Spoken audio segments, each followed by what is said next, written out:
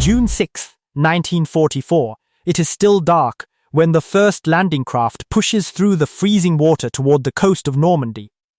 Inside it, a 19-year-old American Ranger looks up, and what he sees stops his breath. A wall of rock rising straight out of the sea. 100 feet of wet, vertical cliff, slick with rain and seawater.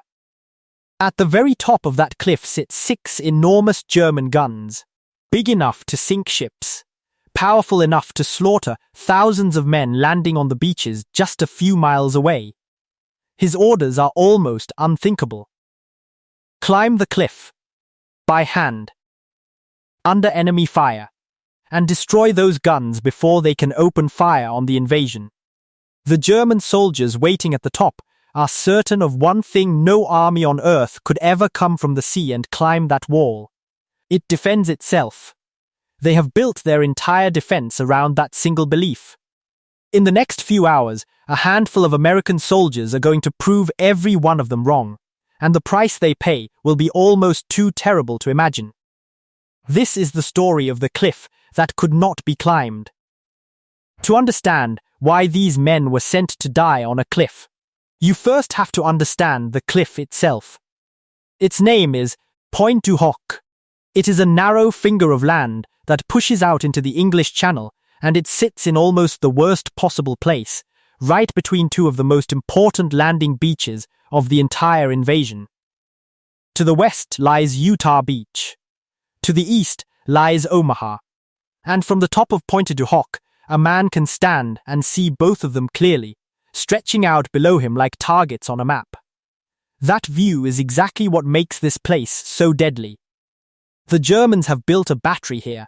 6 massive guns, each one capable of throwing a shell weighing almost 100 pounds across more than 10 miles of sky. From this cliff, those guns can reach out and tear apart the landing craft heading for Utah. They can rain fire down onto the men crawling across the sand at Omaha. If they open up on the invasion fleet, the cost in young American lives will be a nightmare no one wants to imagine. The Allied planners know this. They look at Pointe du Hoc on their maps, and they feel something close to dread. Those guns cannot be allowed to fire. They have to be destroyed before the first wave even reaches the shore. So they try the obvious thing first. They bomb it. Again and again, wave after wave of aircraft pound the cliff until the ground looks like the surface of the moon, cratered and broken. But the guns are wrapped in thick concrete, and even after all that destruction, no one can be certain the battery is dead. And so the planners reach a hard, cold conclusion. The only way to be sure is to send men. Men who will land at the bottom of the cliff, climb it with their bare hands, and finish the job face to face with the enemy. Up on top of that cliff, the German defenders have reached a very different conclusion. They look down at the 100-foot drop and the churning sea below, and they feel safe. Why wouldn't they? No sane enemy would ever attack from here. The cliff is their shield, so they point most of their defenses inland and along the beaches, and the cliff face itself they barely bother to guard. It is a reasonable assumption, a logical one, and it is about to cost them everything. The men chosen for this impossible job are not ordinary soldiers. They are US Army Rangers.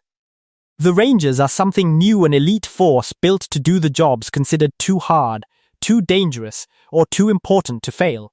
To earn the name, a man has to push his body past breaking points that would shatter most people. The training is brutal on purpose, endless marches under crushing loads. Cliffs climbed over and over until the movements live in the muscle. Live bullets crackling inches above their heads as they crawl. The whole idea is simple: make the training so terrible that the war itself feels easier. The unit handed Pointe du Hoc is the 2nd Ranger Battalion, and the man leading them is named James Earl Rudder. Rudder is not what you would picture. Before the war, he was a school teacher and a football coach back in Texas, a man who knew how to take ordinary people and turn them into a team that could do extraordinary things together. He is 34 years old, older than most of the men under him, old enough that some of them quietly call him the old man. But there is iron in him. When Rudder is told what the mission will demand, he does not look for a way out. Instead, he makes a decision that stuns his own superiors. He announces that he will lead the climb himself. He will go up that cliff with his men. His commanding officer tries to stop him. A battalion commander is far too valuable to risk on the rocks at the very front of the assault. But Rudder refuses. He will not send his men somewhere he is not willing to go himself. And that single decision tells you everything about the kind of man he is, and everything about why his Rangers would follow him straight up a wall of fire. They rehearse the assault over and over on the cliffs of England, on ground chosen because it looks like the target. They practice firing grappling hooks and rope up over the edge. They practice rocket-launched grapnels that can carry a line all the way to the top. They even mount long extension ladders, some borrowed from the London Fire Brigade, onto amphibious vehicles so a man can climb while firing a machine gun at the cliff top. They train until their hands bleed. They train until the climb becomes something their bodies can do without thinking. But every one of them knows the truth. Practicing on a quiet English shore, where no one is shooting at you, is nothing like what is waiting across the water in France. The morning of the invasion arrives cold, wet, and violent. The Rangers climb into their landing craft in the dark, the sea heaving beneath them. And almost at once, things begin to fall apart. The water is brutally rough. The small boats pitch and roll, and men become violently seasick. Some of the craft start taking on water. One sinks completely, spilling Rangers into the icy channel, and several of them drown, dragged down by their own equipment before the battle has even truly begun. Then comes the mistake that nearly destroys the entire mission. In the smoke and the darkness and the chaos, the lead boat steers toward the wrong piece of coastline. Instead of heading straight for Pointe du Hoc, the little flotilla begins moving toward another headland farther along the shore. By the time the error is caught and the boats turn back on course, precious time has bled away. The Rangers are now running roughly 40 minutes behind schedule. 40 minutes. It does not sound like much, but in war, 40 minutes can decide whether hundreds of men live or die. That delay means the element of surprise is gone. The naval bombardment meant to keep the German defenders pinned down has already lifted, because the Rangers were supposed to be on the cliff by now. So as the landing craft finally swing around and make their run toward the base of Pointe du Hoc, the Germans at the top have time. Time to recover. Time to look down. Time to realize, with rising disbelief, that the Americans are coming straight for the cliff. For the German soldiers peering over that edge, it must feel almost unreal. Below them, tiny boats are pushing through the surf toward the rocks. There is nowhere for these men to go, but straight up the wall they have been promised no one can ever climb. So the defenders do the only thing that makes sense to them. They lean over the edge, and they begin to fire down. What happens next is one of the most astonishing acts of courage in the history of war. The landing craft grind onto the narrow strip of rocky beach at the foot of the cliff. The ramps drop, and the Rangers charge out into a storm of steel. From above, the Germans pour down everything they have. Machine gun fire stitches across the rocks and the sand. Grenades come tumbling over the edge, bouncing down the rock face to burst among the men below. Some German soldiers lean out and slash the climbing ropes, sending Rangers who are halfway up plunging back down to the ground. And still the Rangers keep coming. They fire their rocket grapnels, hooks trailing rope, arcing up toward the cliff top. But many of the ropes are soaked through with seawater now, so heavy the rockets can barely lift them. Some hooks fail to catch. Some fall short. But enough of them bite into the earth at the top to give the Rangers what they need: a line to climb. Picture what that actually means. A man grabs a thin, wet, swinging rope. He begins to climb 100 feet of vertical, slippery rock. He does it slowly, hand over hand, his rifle slung across his back, his whole body completely exposed. Above him, the enemy is shooting down, dropping grenades, trying to cut his rope. There is no cover. There is nowhere to hide. There is only up. Many Rangers are hit on the way. Some fall. But for every man who falls, another grabs the rope and starts to climb.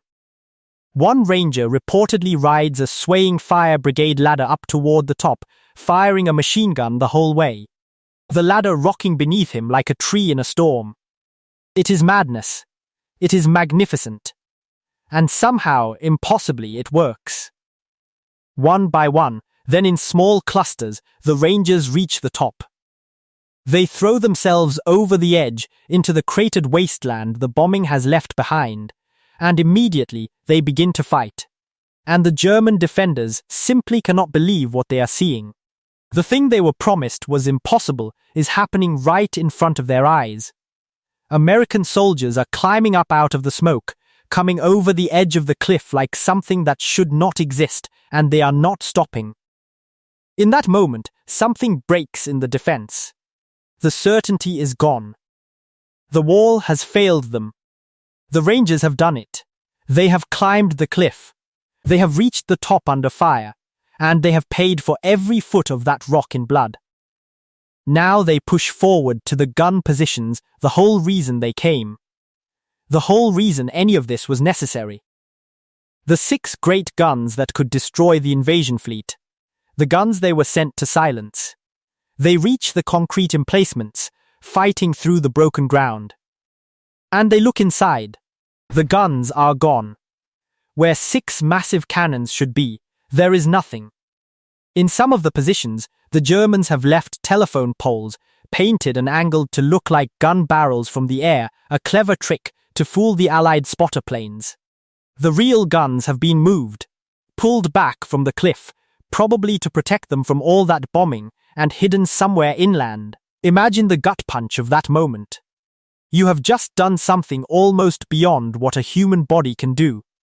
You have climbed a cliff under fire, watched your friends fall, fought your way to the top all to destroy 6 guns.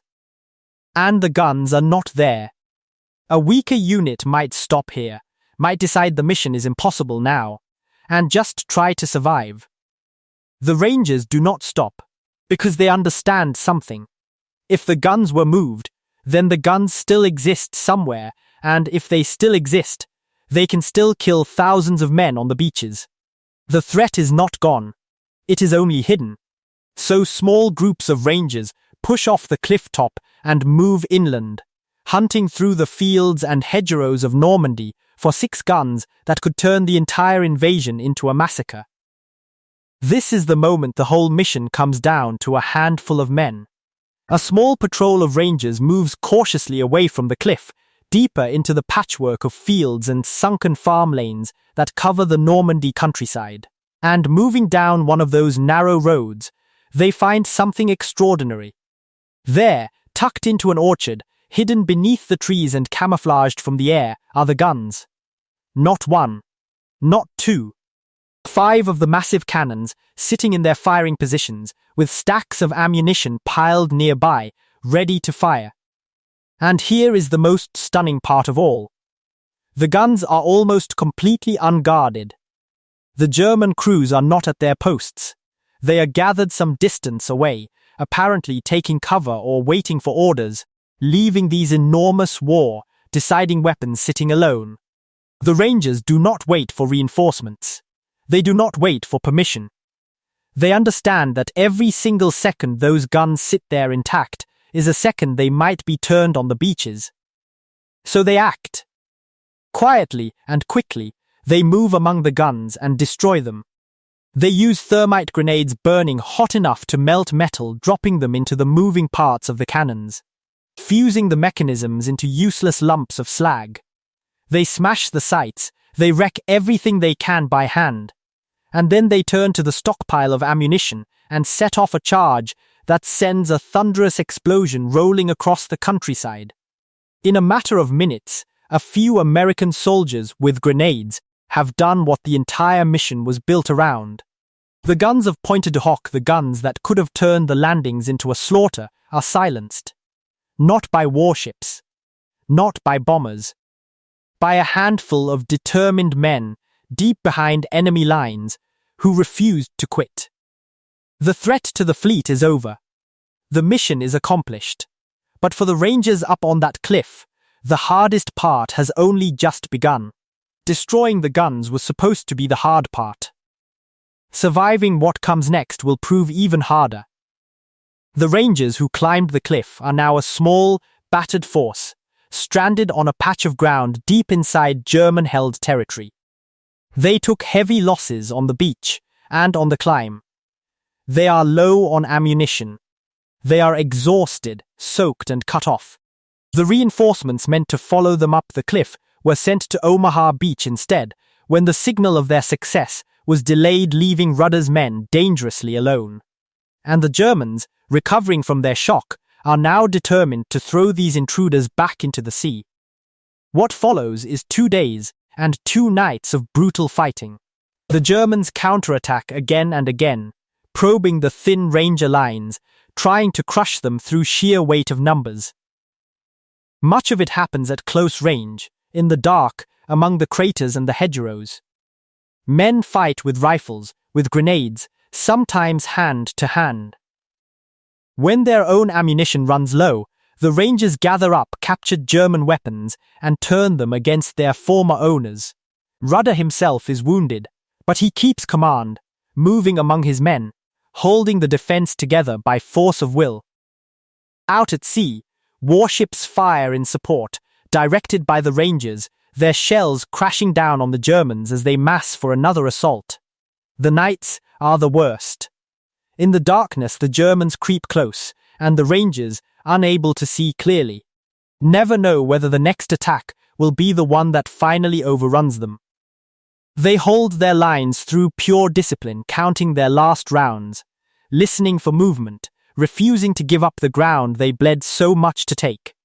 And when relief finally arrives, 2 days later, the true cost becomes clear. Of the roughly 225 Rangers who set out for Pointe du Hoc, only around 90 are still able to fight.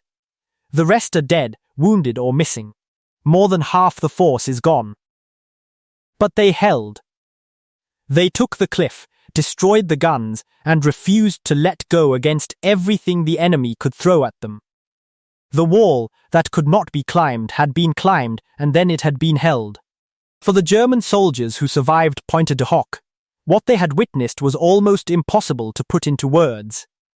In the accounts that come afterward from the prisoners taken, from the memories of the defenders, from the simple evidence of what happened, one thing runs through all of it. Disbelief. These were men who had been told, with total confidence, that the cliff was their shield. They had built their entire war around the certainty that no attack could ever come up that wall of rock. And then they watched it happen anyway. Think about what that does to a soldier. The Germans at Pointe du Hoc were not cowards. They fought hard. They counterattacked without mercy, and they came very close to throwing the Rangers back into the sea. But the shock of watching the impossible become real cannot be measured. The one thing they had counted on the most, the cliff itself, had been turned from a wall into a doorway, and the enemy had simply walked through it on courage alone.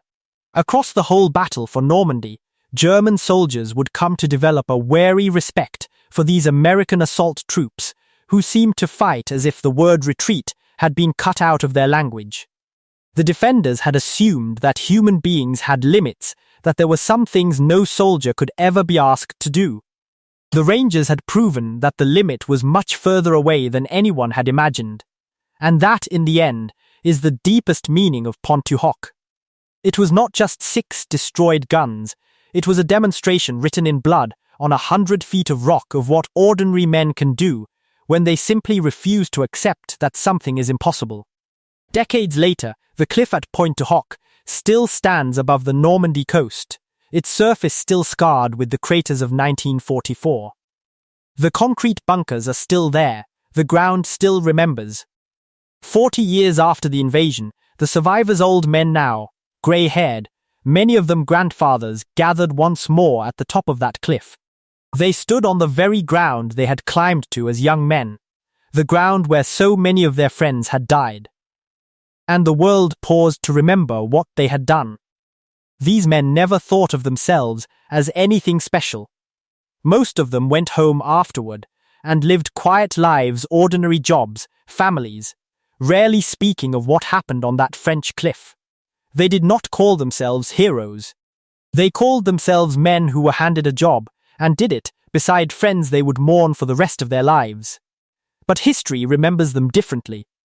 History remembers a small band of American soldiers who were given an impossible mission, who climbed a wall of rock under a storm of fire, who hunted down and destroyed the guns that threatened thousands of their countrymen, and who held their bloody patch of ground against everything the enemy could send. Almost all of them are gone now. Soon there will be no one left alive who made that climb. But the story remains, and as long as it is told, those men are not truly gone. So the next time you hear someone say that something cannot be done, that the wall is too high, the odds too long, the climb too steep, remember a cold morning in June of 1944. Remember 100 feet of wet rock and the young men who climbed it under fire. Remember that the Germans, too, were certain it was impossible. And remember that the Rangers climbed it anyway. That is the story of Pointe du Hoc. The cliff that could not be climbed, and the American soldiers who proved the whole world wrong. If this story moved you, take a moment to honor these men. Like this video, subscribe to America's War Archives, and tell us in the comments, could you have made that climb?